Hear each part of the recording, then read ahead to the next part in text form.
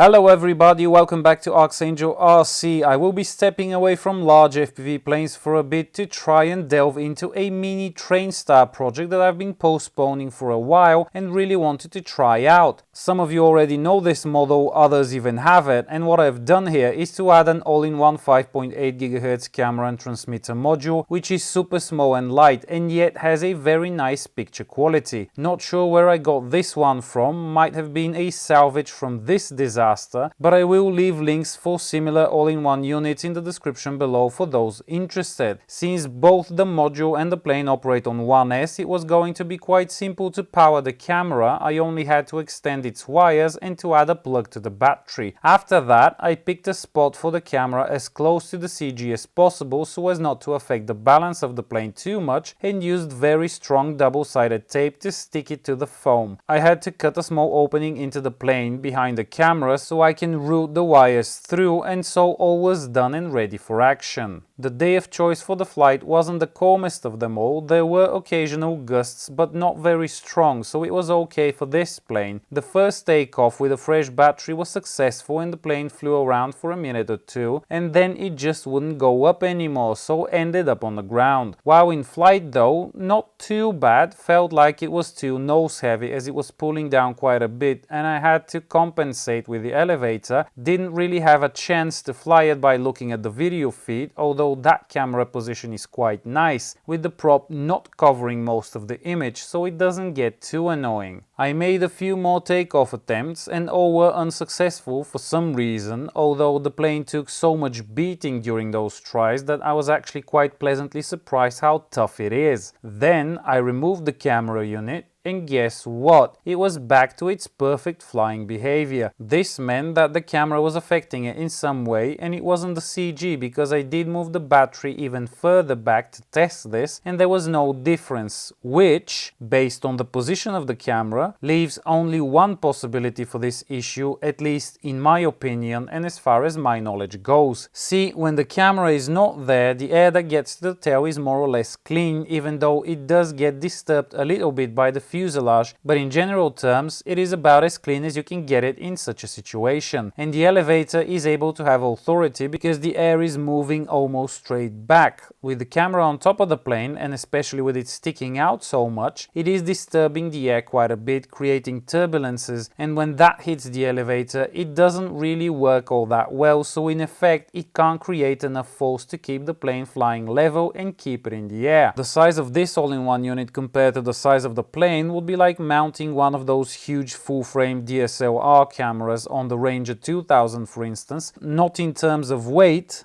but in terms of bulk. But anyway, a lesson learned for sure, and I will have to figure out another location for the camera, which will be a challenge on a plane as small as this one. But it is important to preserve the flying characteristics of this plane, as it really is quite pleasant to fly and it truly is suitable for beginners, unlike another model in the same size that I will be showing you very shortly. As soon as I figure out this FPV thing with the Trainstar, there will be an update, so make sure you stick around. Until then, links for all items shown and used in this video can be found in the description below, and using any of them to buy literally anything from those websites would help support this channel, and you will have my unending gratitude as this is my full-time job now. Another way you can support me is Patreon. The link is also there, and I would like to truly thank all the people who have supported me so far in any way and would continue to do so. If you have enjoyed this video and found it useful, please feel free to like, share and subscribe if you haven't already, and don't forget to also hit that bell button so you can be notified when I upload a new video. Also consider following me on Facebook for more regular updates. Don't forget to have fun,